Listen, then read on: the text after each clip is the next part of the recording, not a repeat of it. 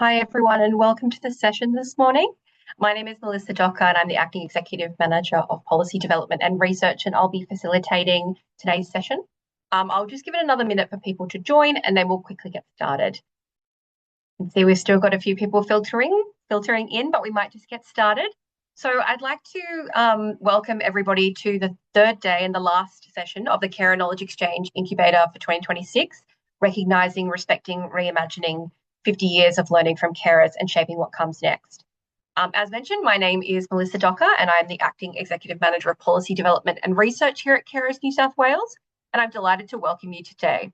This session has been developed in collaboration with our facilitator, in collaboration with guest speakers, and is wonderful to see many of you joining us. Before we get started, I'd just like to open this event by acknowledging the traditional custodians on the lands of which we're meeting on today. For me, that's the land of the Gadigal people, and extend my respects to elders past, present, and emerging, and to anyone and to any Aboriginal or Torres Strait Islander people joining us today. I'd also like to recognise the traditional custodians of the lands on which you're all joining us from as well. Please note that today's session will be recorded and shared for on-demand viewing. We ask that the first hour of event, everyone is not on the panel, please mute your microphones and turn off your camera, then we can focus on the presenters and the panel discussion. We recognise that many carers and people with lived experience are joining us today, so if there's anything discussed during the session that causes distress that you would like support, a wellbeing officer will be available online through the event information, and how to contact them will be shared through the chat. We're now moving into our final session of the event, as mentioned, 50th Reflections, 5 wins and 5 priorities for the future, where we will reflect on key achievements across the past 50 years and explore priorities and opportunities for the future of care research, policy and practice. For those who have just joined us, or for anyone who may have missed it earlier today, we invite you to take a moment to complete the poll on your screen. This will help us to understand who's joining today's session and the range of perspectives in the room. Just give it a moment.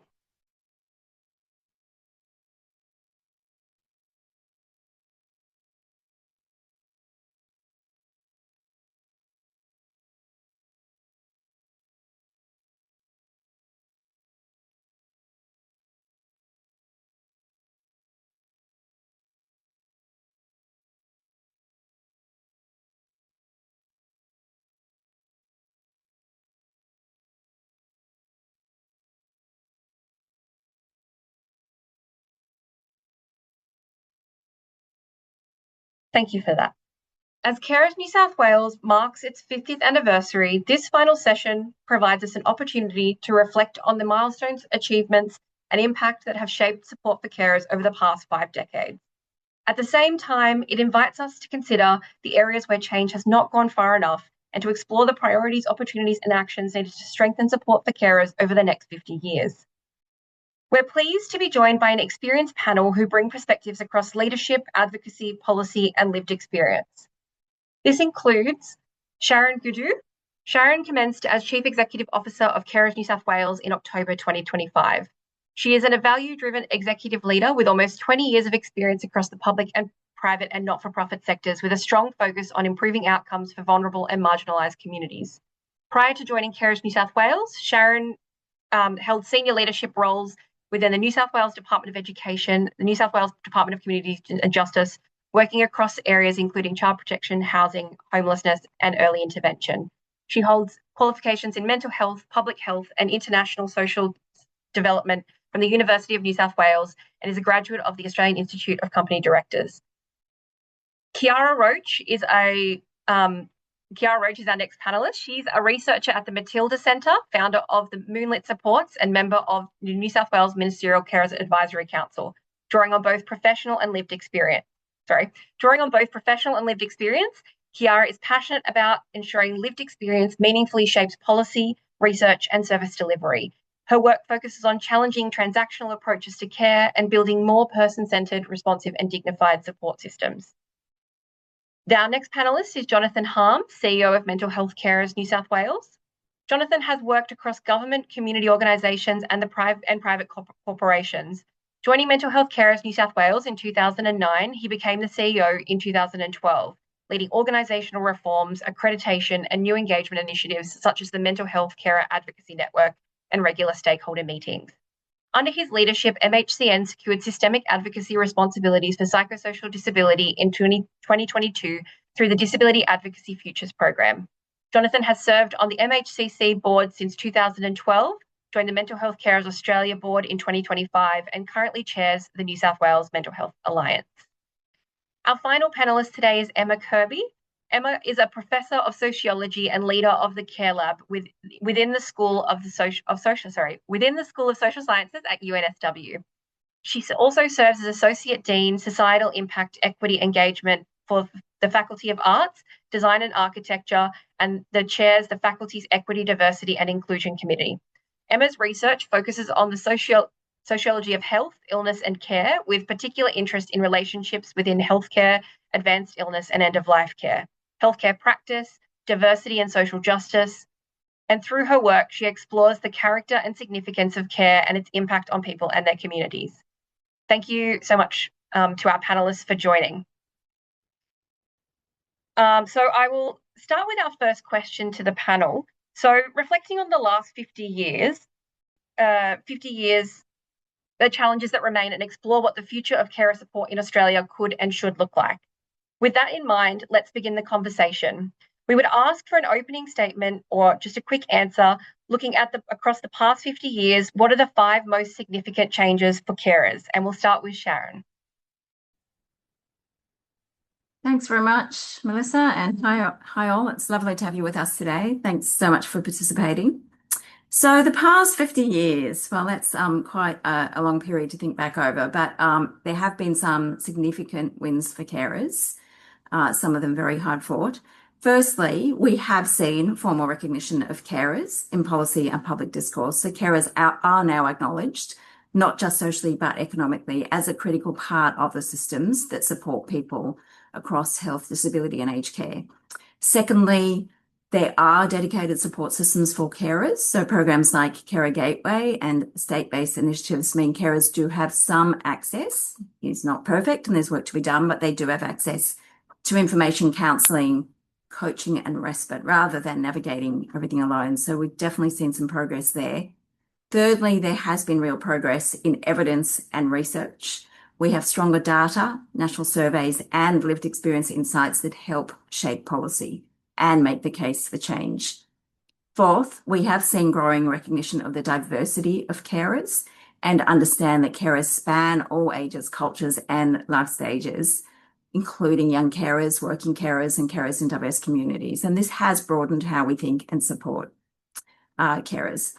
And finally, one of the most important shifts is that carers now have a much stronger voice and platform to influence change. They are increasingly involved in consultations, advisory bodies and policy discussions, shaping decisions that affect their lives. So across the 50 years, we've certainly moved from invisibility to recognition, from isolation to more support available, and from silence to influence. The challenge now, of course, is to ensure that this progress is more consistent for more carers and is experienced in everyday systems.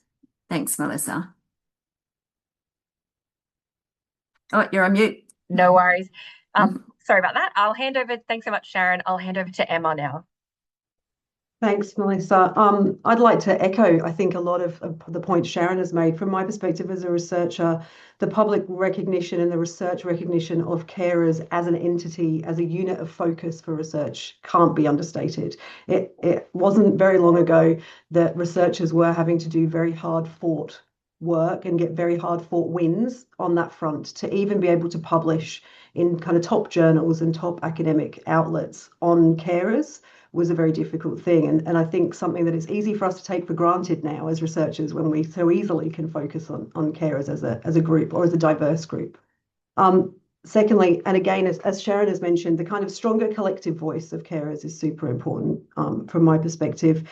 That has implications for policy influence. That has obviously had implications over recent years for support infrastructures that have become established and really kind of come to support carers.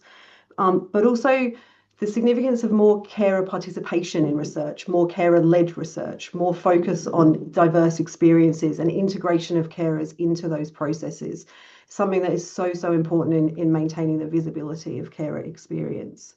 And then in turn, that has links for the kind of focus that has really emerged in perhaps the last sort of 10 or 15 years on carer well-being. So thinking about health well-being, but also thinking about financial well-being, financial precarity, thinking about the life course of carers and their futures and their kind of prospects within and beyond their caring role. And so those kind of hard-fought wins from previous eras of research mean that now we can kind of focus on the intricacies of that well-being and the intricacies of formalizing that support for people. Thanks so much, Emma, for your reflections. And Jonathan? Thanks, Melissa.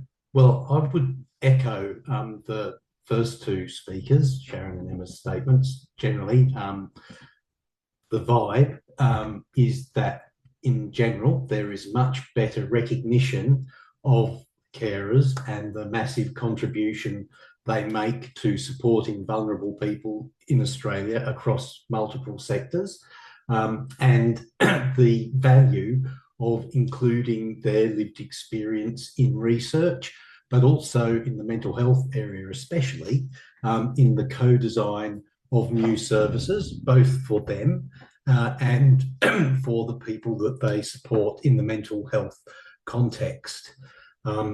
My more specific achievements, I'm going to look at the mental health specifically, but they are usually echoed by specific general developments in carer recognition. So I would say that the establishment of Carers New South Wales and Carers Australia as peaks for carers to advocate on behalf of their stakeholders around things like co-design and enhancing supports for carers and the people they care for is definitely a huge step forward in practically facilitating that carer input into policy development, and is echoed by the development or recognition of mental health carers New South Wales, specifically around the mental health cohort, and the establishment in only 2023 of the first national mental health carer peak in the world, Mental Health Carers Australia. And I think that's because the issues facing carers and the people they care for in the mental health space are just a little bit more acute than in some of the other areas, although it's not terrific anywhere, I would argue. We'll come to that a bit more later. The Carer Recognition Act that Carers New South Wales and Carers Australia has been so instrumental in getting established, I think were hugely important in bringing legislative recognition to the role of carers, and I would say is echoed by the recognition, the specific recognition of carers under the Mental Health Act, which has been a great boon, although could be fleshed out a bit more in practice. The Family and Carer Mental Health Program and the Commonwealth Respite services while they were around, now the Carer Gateway, are great examples of specific supports being developed for carers. And yeah, there are challenges around the Carer Gateway, which mainly relate to the resourcing of that program and how much care and support it can give. So that's something we could see a little bit more progress being made on. And then finally, because it is about research, the development of the concept of relational recovery and relational care, which has got specific mental health focus, but really speaks to the importance of relationships in supporting vulnerable people in any sector, if we're going to actually maximise their comfort and the mental health outcomes that are achieved, and certainly maximise the opportunity for a durable recovery for people with mental health concerns when they have an effectively supported and educated mental health carer or family in the offing that is able to provide that support where services are not always available. So there's quite a lot of achievements I draw attention to over the last 50 years since Carers New South Wales came into being. Thanks, Jonathan. And yeah, so many great things that we've seen, and we know lots of work still to do, but so many good things. And Kiara, I'll hand over to you as a carer. Looking back at the past 50 years, what do you feel are the most significant wins for carers? I think I'd like to echo what the rest of the panel has said about the formal recognition of carers as a distinct group.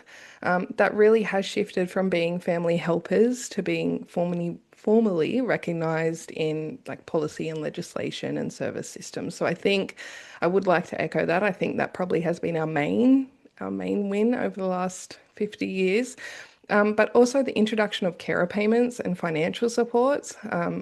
To me, that's formal recognition of our role, and that it most times, often than not, it is a full-time job in itself.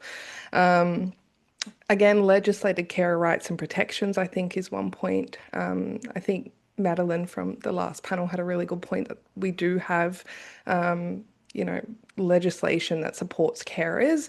We still have work to go to put that into practice, but they are there and they do exist. And I think that's a great win over the last 50 years. Again, echoing Sharon, the growth of carer-specific services and respite. I think the fact that we do have Carers Gateway is an incredible achievement in itself. And then also, I'd really like to touch on the recognition of cultural variations in caring roles. I think that's really come about. I still think that area is quite new. Probably within the last 5 to 10 years, that has had increased visibility. But I think it's an important, really important point that we've started to focus a lot more on, both in research and policy and systemic environments. So yeah, that's all from me. So much for your reflections, and I think it is great to hear that there is a lot of similarity in terms of what we are, seeing as some of those really big achievements, and the value of those to such a broad range of carers. We've touched, I know in most people's opening, we touched a little bit on, how there's been some great progress, but still some opportunities. Just reflecting on those ongoing opportunities, what do you feel remains the most urgent, unresolved issue facing carers today? And I don't know, maybe Kiara, if you wanted to start off the conversation, I'm sure that you have some reflections on this, but yeah, then we'll open it up and panelists feel free to jump in and share. So I'm going to be talking about from a young carer perspective, because I only aged out. I retired from being a young carer a year ago. So I'm very fresh out of there, and that's my experience of being a young carer, and I'll touch on that later. But definitely we have a long way to go in the identification of young carers. I'll touch on some of the things that we have pushed for and advocated for, but I still do think we are so hidden and so invisible. So I do think we have a long way to go, and then implementing practical supports for carers. I think, and again, I'll touch on this, that some things that work in Sydney don't work in regional New South Wales. So we have a long way to go in that way. But I could go on, but I won't. I think that's the main one. And I think that really needs to be the most urgent priority of the next 5 to 10 years at least. So yeah. Yeah, great. And Emma, Sharon, or Jonathan? For me, it is the move from a kind of symbolic recognition or the language of recognition to a point where we can feel like carers feel recognised. We know from the research that carers continue to not feel adequately recognised within their families, within their communities, within the workforce, within health systems.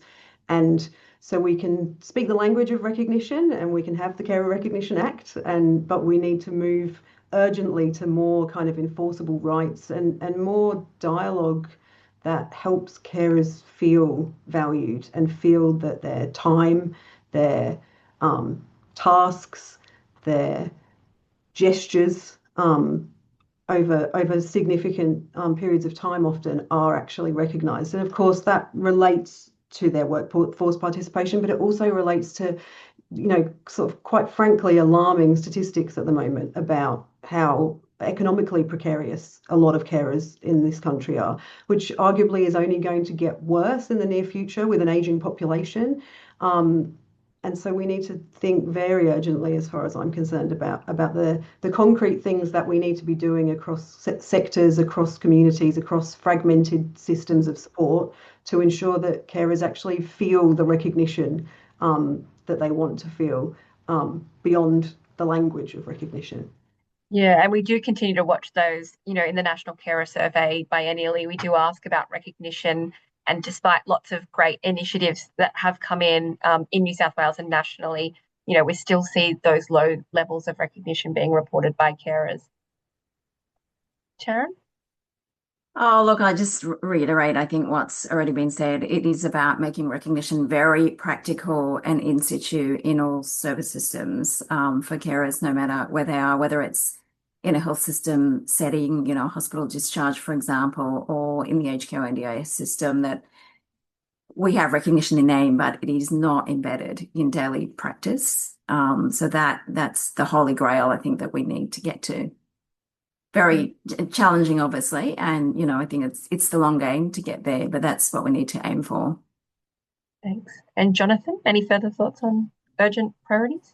Oh yes, look, I think that what underpins a lot of the issues for carers, apart from the need for them to be appropriately recognised and supported in their caring role, is that carers remain or continue to be conscripted due to chronic under-resourcing of Australia's mental health and social services, from mental health to aged care. There are massive deficits in the support that's available, and carers are expected virtually, if you don't like the lack of support your loved one's getting, well, feel free to take on this volunteer job with thousands of hours of overtime and knock yourself out.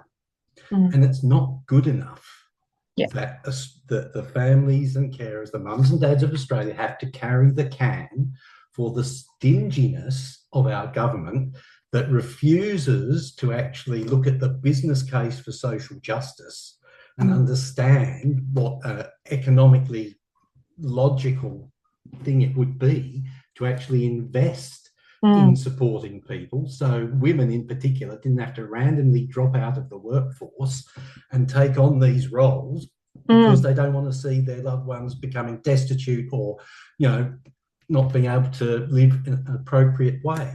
So I think that conscription issue is massive. And into that, the welfare of the people doing the heavy lifting, they calculate that mental health carers contribute $20 billion worth of care every year in New South Wales, in Australia, and that dwarfs the investment of government into mental health services. Well, we shouldn't be doing that. We shouldn't be the ones providing the bulk of support in these very difficult and challenging cases.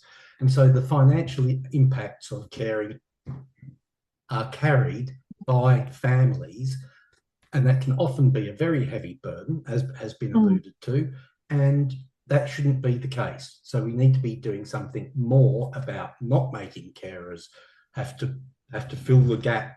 And when they do, we should be providing them with respite and support of various kinds to make sure it's a tolerable burden. Absolutely. And I think that's some really great points, Jonathan. And I think if we then kind of reflect on what that would like if we did address some of those issues and some of those funding challenges, maybe if we reflect back and fast forward 10 years, what would success look like for carers in New South Wales? What would kind of that blue sky outcome look like? Do you want me to follow on? Yeah, given that you kind of were there, maybe the other side of that, what would that look like for 10 years for that success? Yeah. Well, look, to put it very simply, carers would be recognised, facilitated and supported in their roles as part of the holistic support that is provided to any individual in need. Yeah. Because no man is an island, and people don't get sick in silos and they don't get better in silos either, we like to say. So actually supporting the family unit that, or whatever, of whatever kind that is supporting a person, really important. Carers will not have to sacrifice their own career and well-being for the sake of the person they care for, where they're made to do that rather than that being something that they want to do out of love or whatever. But of course, always out of love. And finally, perhaps we would have a system, which is probably more important in mental health than in other areas, but we would have a system where carers could safely stop caring and back away, and care would not be immediately withdrawn from the person they're supporting. That person would be set up in a way that the carer could be confident would continue to support them. We would not keep getting the question from carers, what happens when I die? Yeah.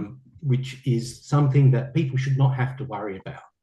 You know, their loved ones should be set up in a well-supported environment well before that, just because their human rights dictate that, much less the rights of the families and carers. So if we got to that stage, there would be less call for peak bodies like us, but I think that Sharon and I would retire very happily at that point, should we ever get there. Yeah, definitely some great points there, Jonathan, around kind of that choice around caring and confidence in the systems to meet those needs. We know that a lot of carers worry about, you know, especially with ongoing reforms, what the future will look like for them and for the person they care for. Kiara, thinking about what success would look like in the next 10 years for carers? Definitely. I always like to use the term functionally sustained. That's what NDIS like us to use as well as carers. But the family unit, the relationship, no matter who you are supporting, it can be a friend, it can be a grandparent, they will be functionally sustained in their role. And what that looks like, I could go well into, I won't today. The other, I want to touch on a point that Jonathan mentioned too, and that is we don't have a formalized way out of caring. The only formalized system we have right now is death. And that is either the person you care for dies or you die. And I know that is incredibly confronting to say, but there really isn't any other option outside of someone putting their hand up and giving you a Hail Mary to say, I will take this on now. And that, speak for myself, that rarely ever happens. Okay. People look at us and they say, we don't want your role, but we empathize with the fact that you do your role. You know, we take our hats off to you, but that doesn't stop our caring role from being as complex and messy and beautiful and it's so intricate what we do.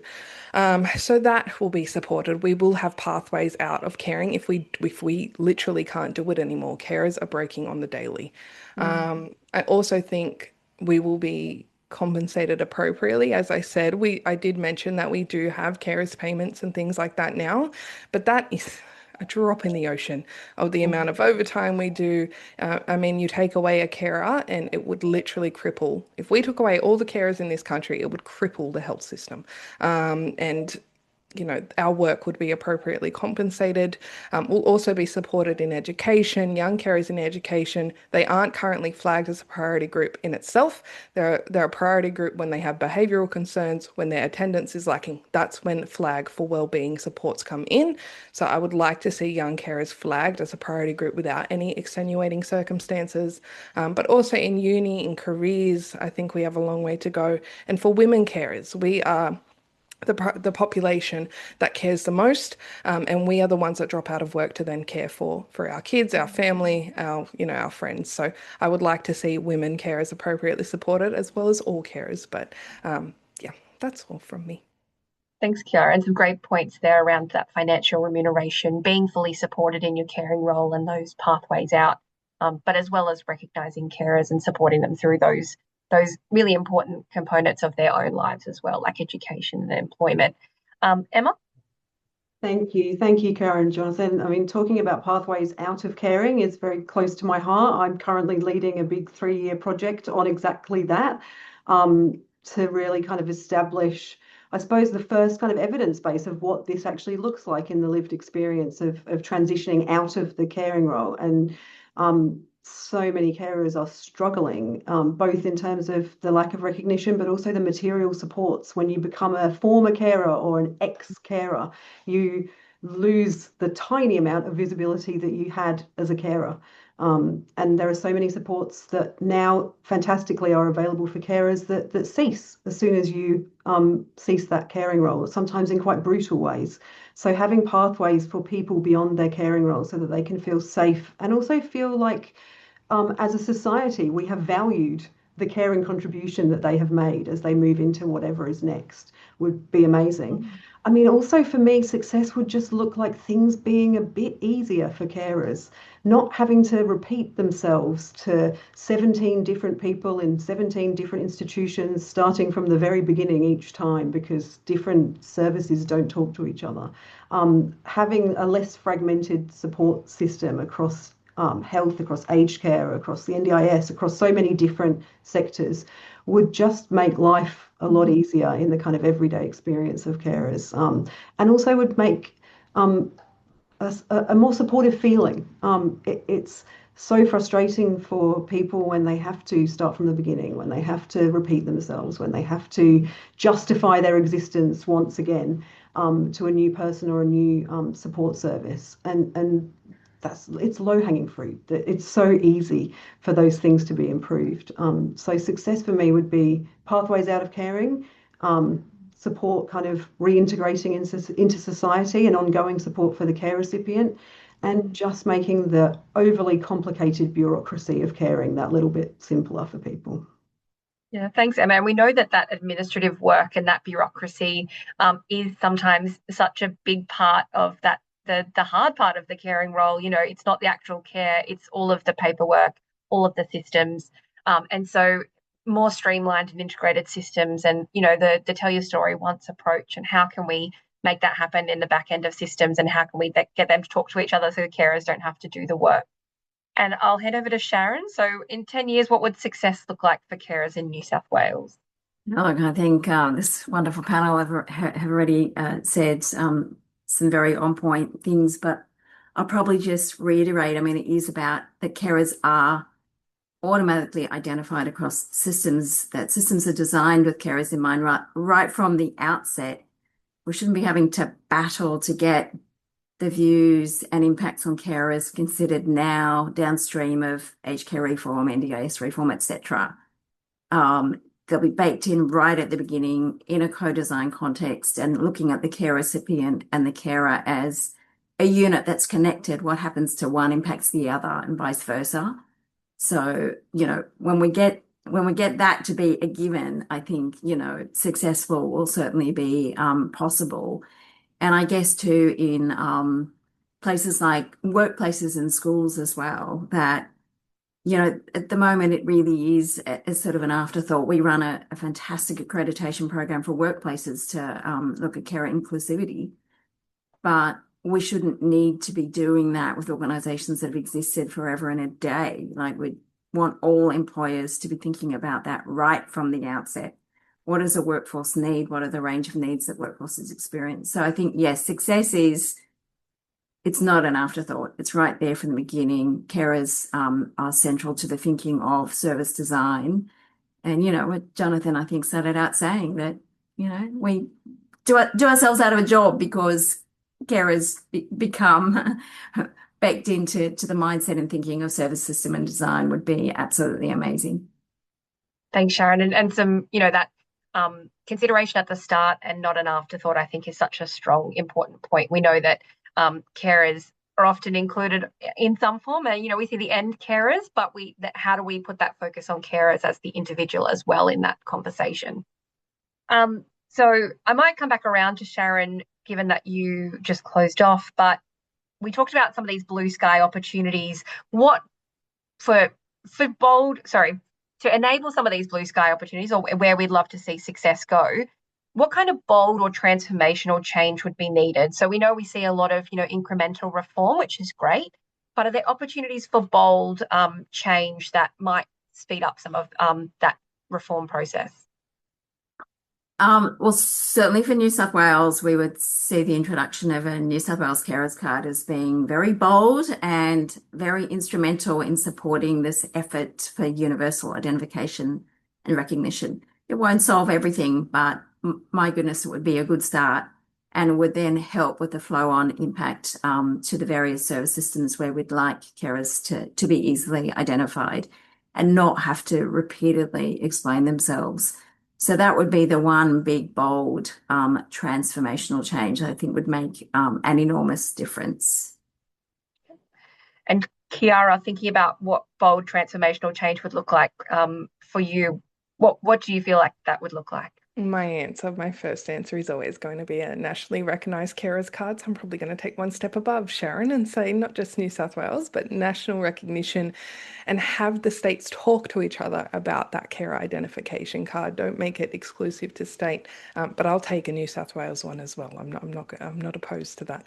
I also think formalised identification processes in schools. So enrollment forms, having a young carer tick box on a enrollment form, which doesn't sound very, big, but that would change a lot. It would enable supports to then be from the start, and the schools to be aware of young carers in the system from the start, and then to actively monitor that data and make sure that it's kept up with. Just so much. There's so much to, mental health supports, have them in place for carers specifically. I know myself, I've engaged with mental health supports, but my role is so different to what they're used to actually dealing with, being a young carer for my siblings and then also a young carer as a mum, which is again quite different to a lot of the young carer population. So just mental health supports, physical supports, practical supports, and having that all in space so carers don't have to burn out or reach crisis until they're implemented. So that's Thanks, Kiara, and some great suggestions. And I think really important that we talk about big bold change, but sometimes big bold change is something that might be a very small change but makes a big difference. So that enrollment form component would be taking that step and making that choice to add it to the form. But it would enable so much more than just a question on a form. And Jonathan, what would bold transformational change? I think we've probably touched on that a little bit in some of your previous responses, but what would that bold transformational change look like to you? Well, look, I mean, first I'd like to say that I do like the ideas that have been expressed so far. I think that a carer's card, particularly one that facilitated recognition by the services your loved one's working with, would be fantastic. I think that carer respite needs to be refunded on the same grand scale that it used to be, as opposed to the Carer Gateway got a little bit of that form of funding, nothing like enough. And Carers New South Wales did such a good job in delivering part of that program too. So as well as something like to deal with the dedicated mental health supports that carers need, out of the Victorian Royal Commission, these carer centres came up. They do have a specific mental health focus, but it would be great to see something like that across Australia. But at a more high level, more visionary sort of change level, what I would really like to see is a campaign across Australia that eventually obliges the state and federal governments to commit to quantifying and funding unmet need for essential human services, from aged care to disability to mental health, to domestic violence and Indigenous support. That mandated and required collaborative service planning and joint commissioning between state and federal governments of human services, including carer supports, so that they actually are obliged to create cohesive systems that work together, not a hodgepodge that might do sometimes and sometimes doesn't. No one seems to care. That there would be service navigation and case facilitation supports provided to the users of these services that their families could also use, so that untrained families and carers are not spending all their time trying to make these systems work by taking people between the different elements, which is very complicated work and not very easily done. And finally, that we have a commitment to co-designed relational and psychosocial informed service models, so that the relationships in a person's life is particularly important in mental health, but in every other area too, are part of the support. Support for those relationships is part of the support that a person gets, and incidentally honours those relationships and the contribution they make to the well-being of the person being supported, as well as the carers themselves. So that would be the big transitional, let's fix everything approach, but those other little steps would be great as well. Yeah, and we know that having a robust service system and infrastructure that is streamlined, cohesive, makes sense together is so important in reducing that being, put onto care. Not always, but many carers choose, but it does enable carers to have that choice to what level they are providing that support. And similarly, I've just completely lost my train of thought. The second thing that you were speaking to after that, navigable systems and navigation support. Yeah. So as well as having those streamlined services, we know there has been such a reduction in that navigation support, and it's been great that there's been a focus on capability building, and absolutely we want people to feel empowered through that journey. But that service navigation piece is so important for supporting people ongoing to continue as they continue on their life journeys. And Emma? Absolutely. I mean, if we could wave a magic wand and give every carer some kind of concierge that was personalised and could help them navigate through all of these systems, it would be amazing.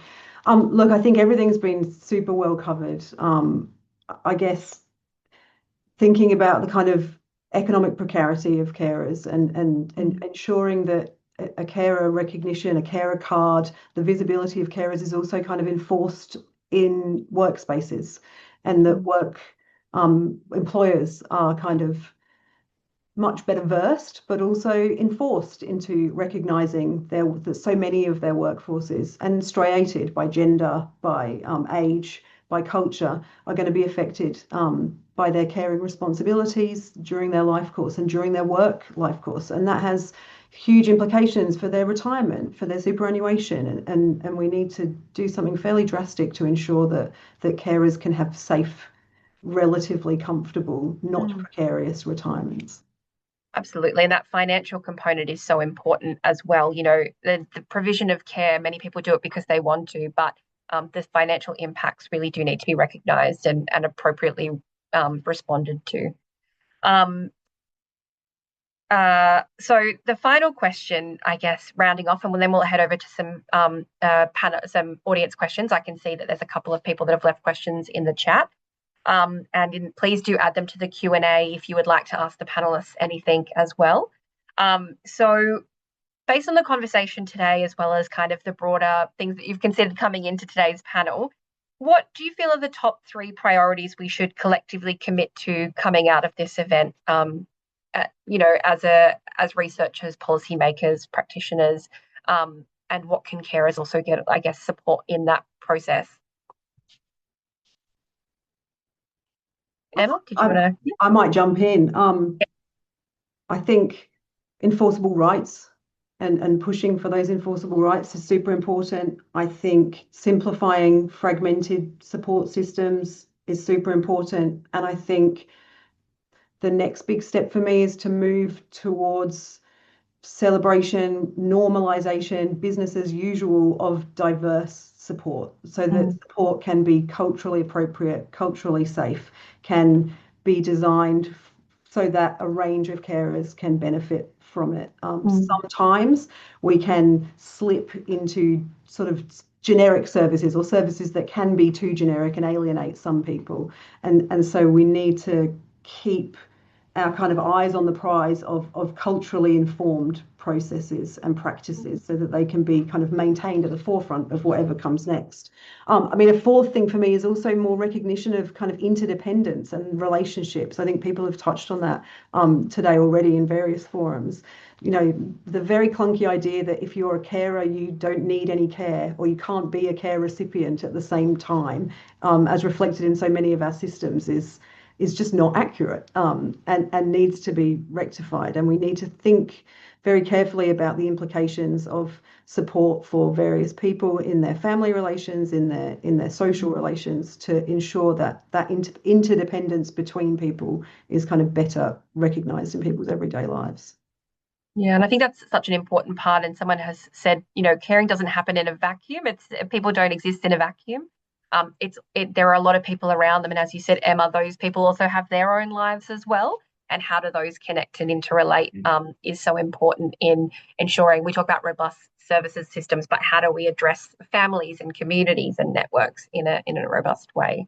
And in many ways, how do we ensure that carers, when their caring comes to an end, are not coerced and funneled into requiring caring themselves because of the inadequacy of support available to them? Yeah, and we know that there tends to be a health drop-off of carers once they stop caring, once their caring role ends. They finally have time for themselves, but because they have spent so long delaying their own care and support, they're often in quite a bad position themselves health-wise. So certainly. Sharon, what do you feel are the 3 priorities we should collectively commit to coming out of this event? So hard to pick 3, of course, but I guess the top one, as always for us, is the carers card, because it would have such a flow-on effect to other service systems. And the second one is really that access to essential supports for carers, which we've spoken about, and Emma's certainly talked about those supports being culturally safe, but the health and well-being of carers is just so essential, and having those supports that support them to sustain what they need to do and not burn out.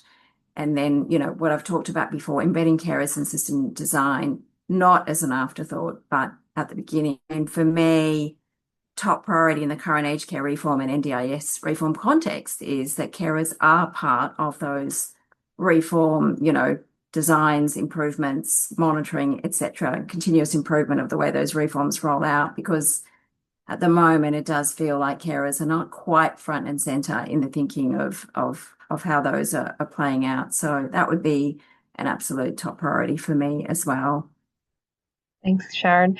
And, we're seeing at the moment a lot of that conversation in that reform space, and the potential implications of some of the reforms that are coming through really are like to have a really big impact on carers.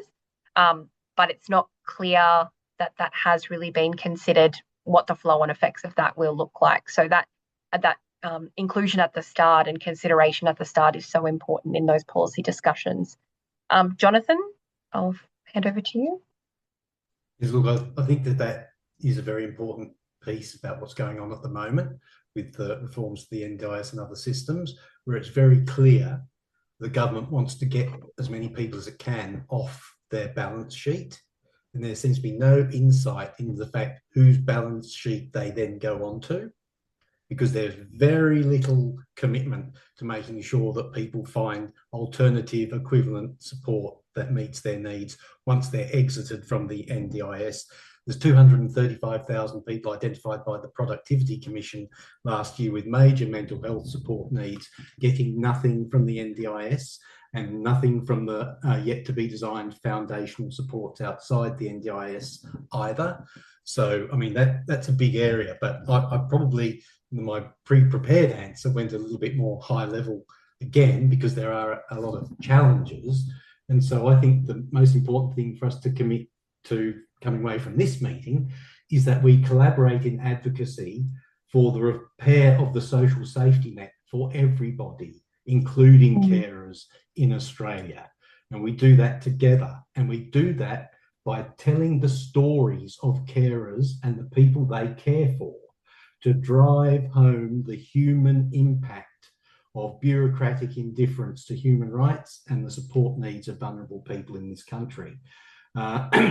And when we do that, we make sure that we are making the economic as well as the moral case for change, acknowledging the sacrifices that families and carers are asked to make in so many areas, and ensuring that governments know that they need to be putting appropriate money and effort into improving that situation for the common good, and to stop looking at us as a way of saving money from their budgets.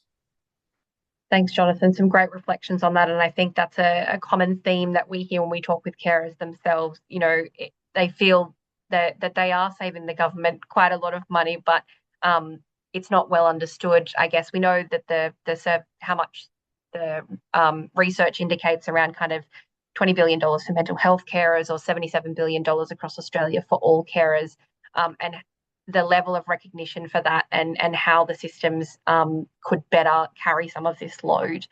And I thought it'd be nice, Kiara, we do have some questions from the chat as well, but in terms of what are the three priorities, it would be great to hear for your closing off what you feel the three priorities would be. Yeah, so mine have actually mostly been already covered. I just wanted to thank Emma for bringing up that point about, the health concerns. When I stopped caring for my siblings, when I had left and had that gap between my son being born, I actually started having stress-induced seizures. So I'm so glad that that has been brought up because that to me is a massive priority area. But there's one point that I haven't heard today, and that the main priority I would like to see is the acknowledgement of the intersectionality of caring responsibilities. I want them to be recognised and appropriately supported and sustained. I'm again going to say, sorry, audience, that the caring does not exist in a vacuum. We're not in a silo. Carers are dealing with housing and NDIS, aged care, health care, education departments. They have their own health issues. They deal with DV. They're dealing with poverty. All of those things need to be considered, and all of those things impact a caring role. And I really would like to see that recognised, because a lot of the times we're pushed into these categories of, being poor, or I'm speaking from my own existence, not having a lot of money, or being a victim of domestic violence. But the caring role is not considered, and all of that impacts people's reactions, the support they need, the systems they're going to access. So I think the intersectionality of caring, has a long way to go. And I think if that is a priority area, will actually improve multiple areas of government department. So yeah. Thanks so much, Kiara. And I think it's such an important point to make in that, and similar, that you coming with a lot when you come in to get all different types of support, and it does talk to how those systems connect as well, and that it's hard to get all those needs serviced at once. You kind of need to go into each stream to get each of support for each of those, and those often don't connect with each other either. So it's recognizing that people are really complex and diverse, and they are managing lots of different things, and how can we make that a streamlined journey and support them effectively. I can see that there's some questions in the chat. So I know that there was some conversation earlier about supporting carers in university and the workplace. We've had a question from Jess around, she's interested in how carers could be supported better in university settings. I can just touch on my experience, if that's okay. So I can only speak to Western Sydney Uni. I've never been to any other uni, and I'm an online student with them. So I have something called a carer care plan. I don't know the exact word of, the exact title, but carer care plan is pretty close. So I'm allowed to, if I was an in-person student, I could pick the times of my classes first before they go out. So that means that you can choose times within your caring role, like that suit you. Because I'm online, that obviously doesn't apply to me. Another thing is we can request extensions, and I believe longer extensions than what the typical amount required is. And we are also able, there's a portion of the exams as well. So we are able, if we have to, I've had to do it myself. I've had to step out mid-exam for a caring responsibility, and I've actually failed that exam, but I was allowed to resit that because, I was literally being recorded. You could hear everything that was happening. So, but that care plan enables me to do that. There is a limitation to it, and that is I have to renew it every single year. And they're not very proactive in reminding you that it's up. So multiple times I've gone to do something and realized, oh, I need to renew it. But they've been good. The wellbeing teams there have been good in supporting me doing that. So that's my experience. I know they do exist. I don't know if other universities have this. I believe they do. But yeah, that's all from me. Thanks so much, Kiara. And I don't know if any other panelists wanted to reflect on either university or in the workplace, better ways that carers could be supported. Yeah, I might comment on a couple of those. So just on the uni thing, Kiara, that's really good to hear that experience. And I think, we can safely say that it's not a common experience across all tertiary institutions. We do meet with the National Students Ombudsman to understand from their perspective the sort of complaints they get that might concern carers, and to help them work with unis around those sorts of things. But there's probably more we can do in that space as a peak. So certainly what you've just described happens at Western Uni, I think is useful to take forward in our conversations in that space. If anyone here as a participant has got a university-related experience, we'd love to hear more about that as well. In relation to workplace, I'd mentioned before, we've got the Carers Plus Employers program where we accredit organisations to being care inclusive, and we're very committed to growing that program and encouraging any employers to put their hand up to participate. We work really closely with the other states and territories on that. We've got South Australia, Western Australia, ACT, Queensland. I don't think I've forgotten one, but quite a few of them are working very strongly in their jurisdictions to get employers to stand up and be accredited to being care inclusive, with a strong focus on government first, because if we can get government agencies to play ball in that space, that can help influence the way they then deliver services externally as well. So it's a big focus and priority for us. And again, if anyone here in the amongst participants has got an employer-related experience that they'd like to share, we'd love to hear that as well. Thanks so much for that, Sharon. I don't know, Jonathan or Emma, if you wanted to add to that. I noticed that we've also shared just a fact sheet, some resources that Carers New South Wales has on sharing, supporting carers in university as well, that we've developed through our Young Carer Inclusion Network. But Emma or Jonathan, did you want to speak to? Yeah. The WSU kind of model is something that I think other universities are trying to follow, certainly at my university, but we do consistently hear similar stories to yours, Kiara, that kind of having to repeat yourself, having to kind of go through that same process to sort of renew.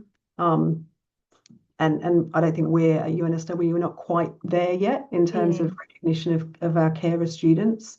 They kind of fall under the general sort of banner of things rather than being necessarily kind of valued as a group in their own with a unique set of circumstances that they need to work within. More work to do. Yeah, always. Yeah. I would say the Western Sydney model does seem really good. And it would be great to see more emphasis, also just for better mental health outcomes around mental health literacy of government departments as employers, but also in terms of the services that they deliver. There might be some impetus for that with the new suicide prevention legislation that's coming into New South Wales, where they have to be thinking about how they deal with people and how much psychological pressure that's putting on people. And certainly having to choose between your work and your caring role is one of those areas that should be potentially picked up by that. Yeah, definitely. So the next question that I have in the chat is from Trevor. And I think, Jonathan, you had made a comment just in response, but have you written about your blue sky ideas? If not, will you? Yes, I've been doing a little work with Sharon and some other carer and consumer groups, looking at what those high-level commitments to solve issues that are repeated across so many sectors, where government needs to provide support for people. And yes, I think that there could well be a bit of a manifesto coming out of that, or something, at least an article by me stating the case. But I think that given that we all have the same problem or problems, and that we are all much more powerful when we speak together, that is an avenue that would be valuable to pursue. Of course, all sectors have slightly different priorities and problems as well. So getting people to focus on the higher level general solutions, as well as being able to advance the critical problems facing their own sectors is a little tricky. But yes, it's definitely something I'd like to work on more. Definitely. And great support from Sharon in that.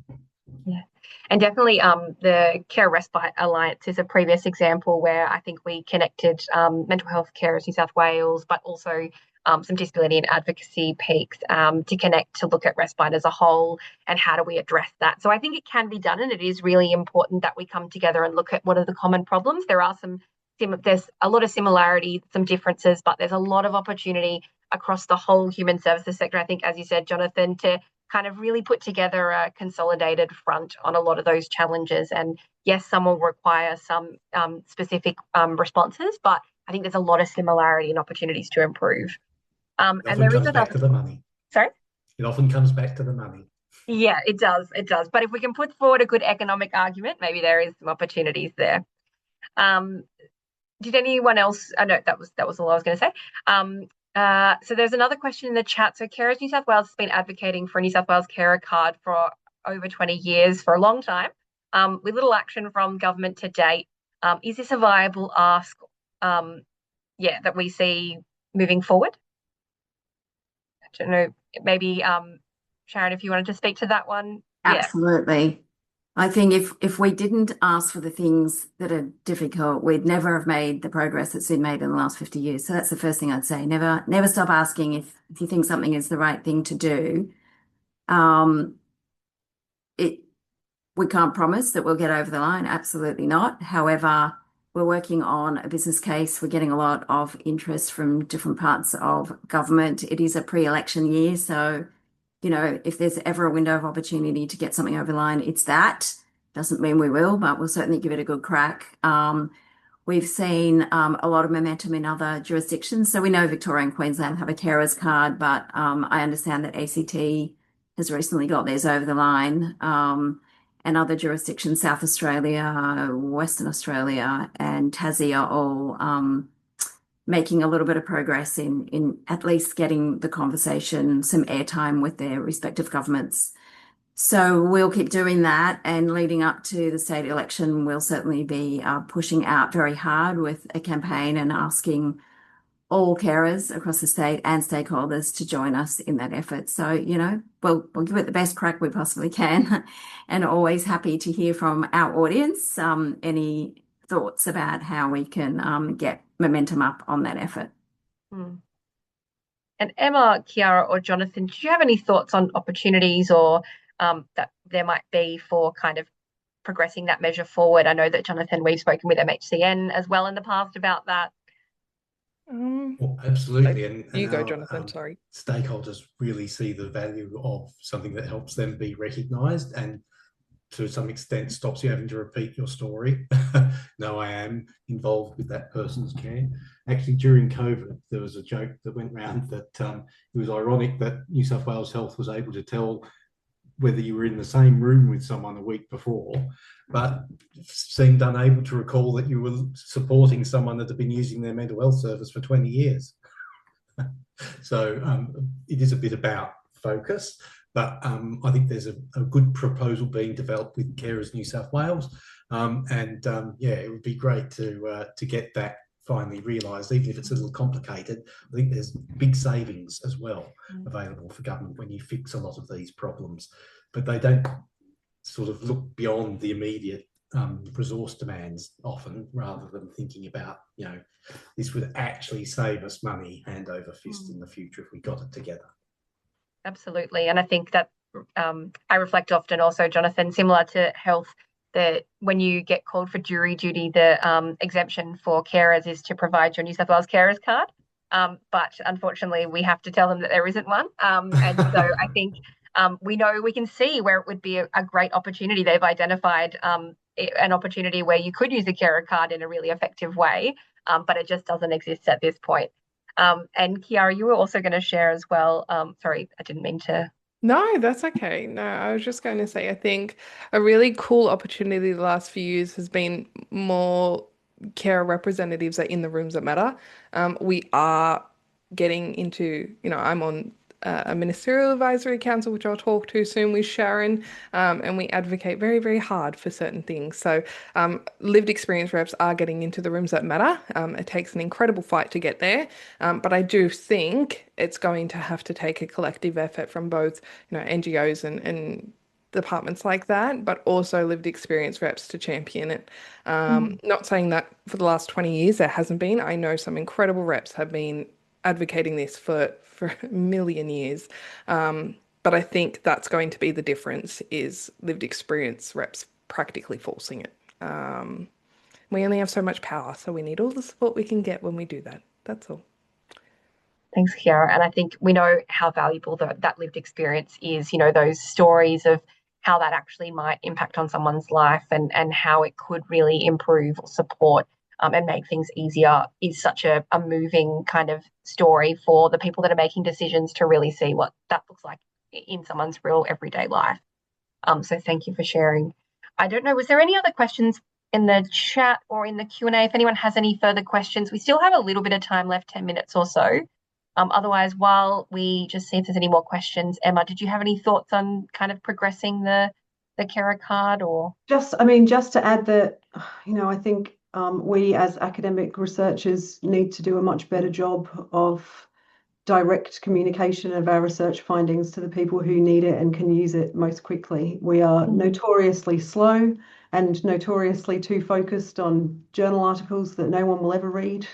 And we need to be, we have fantastic data that we're in the process of collecting at the moment. Jonathan, Sharon, more than happy to supply you with data stories on a lot of things, navigating the carer role, pathways out of caring.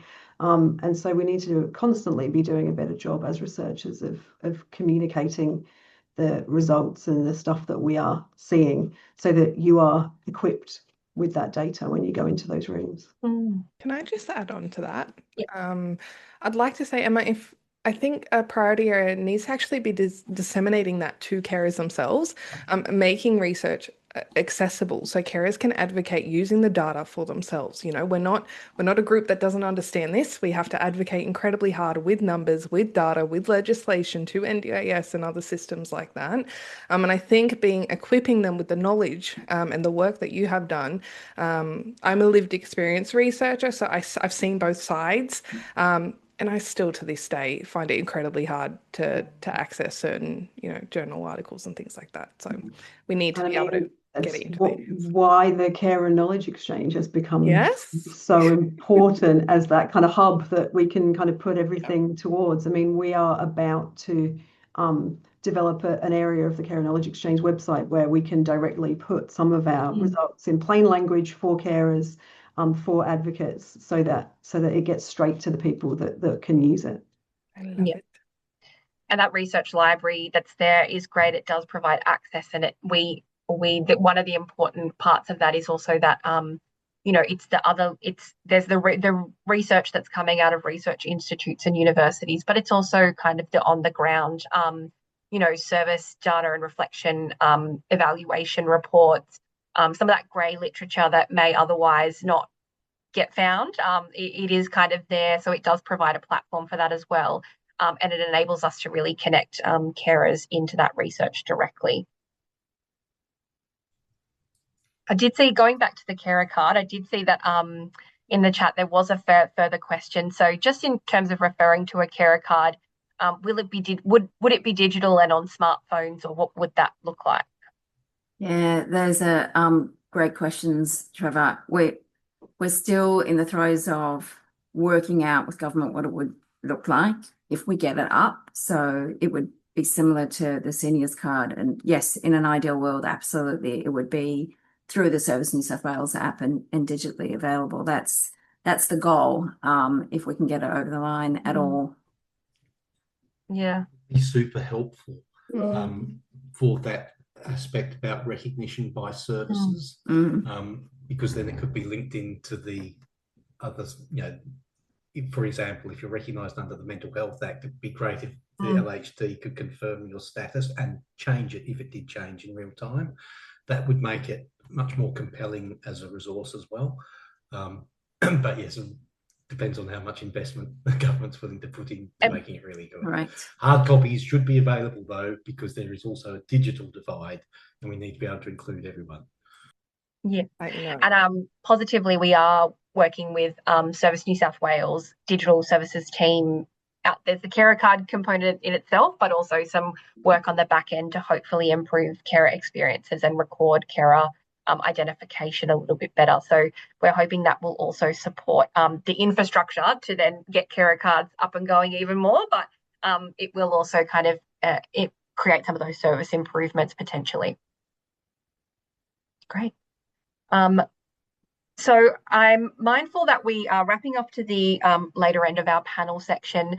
Was there a sentence or two that you wanted to, the most important takeaway from today's, I know we've spoken about priorities, but was there a key takeaway from today that you think you would like to share, maybe starting with Jonathan? Look, I think it's just confirmed for me the commonality of the issues facing carers across so many sectors and the terrific scope there is potentially for some mutual work to get those common problems addressed.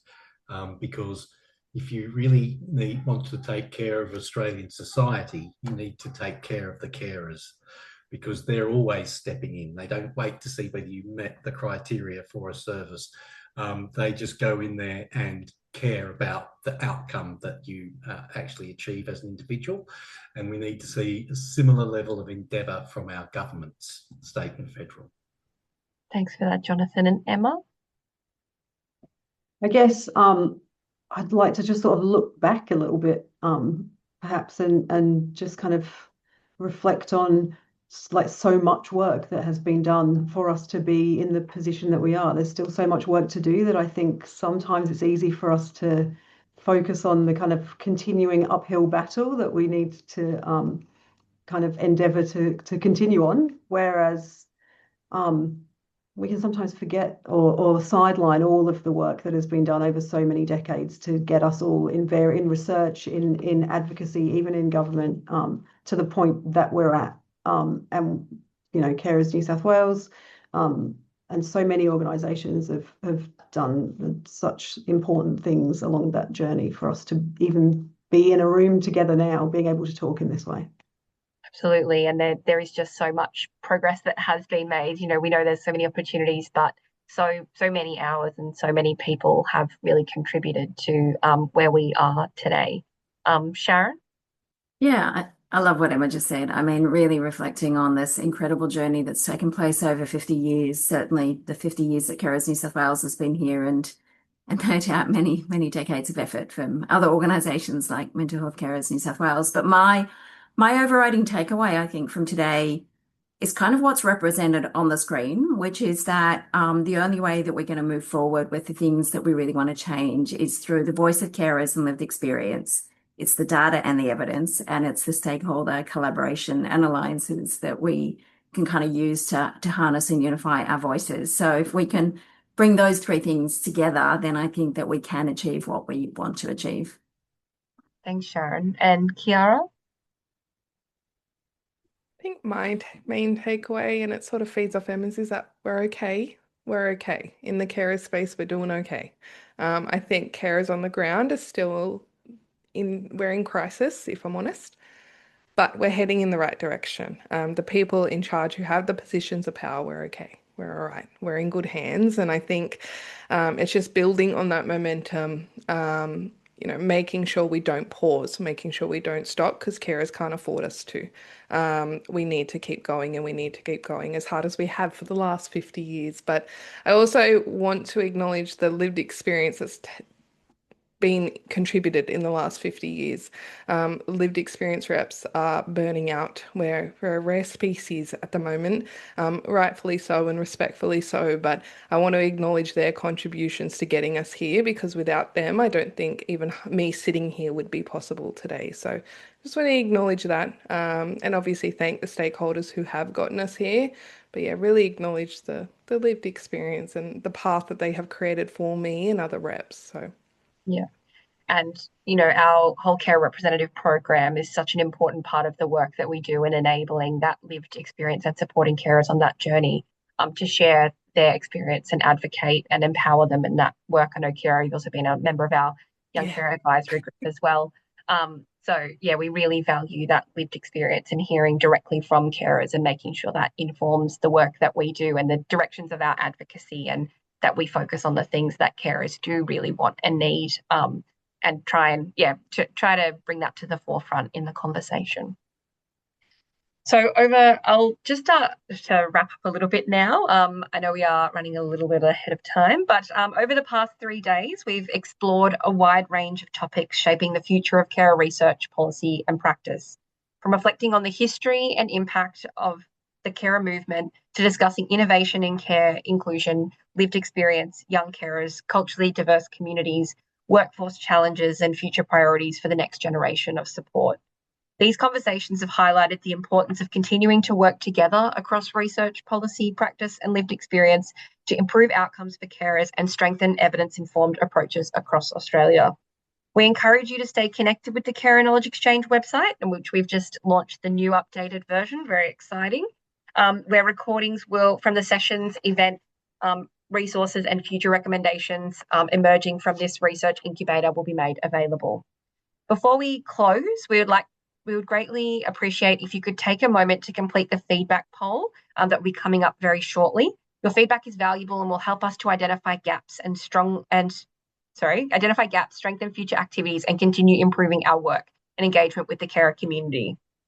We would also invite you to join our mailing list to stay informed about new resources, future events, opportunities, and connect and learn from each other, and ongoing work focused on research translation to help inform policy and practice for carers.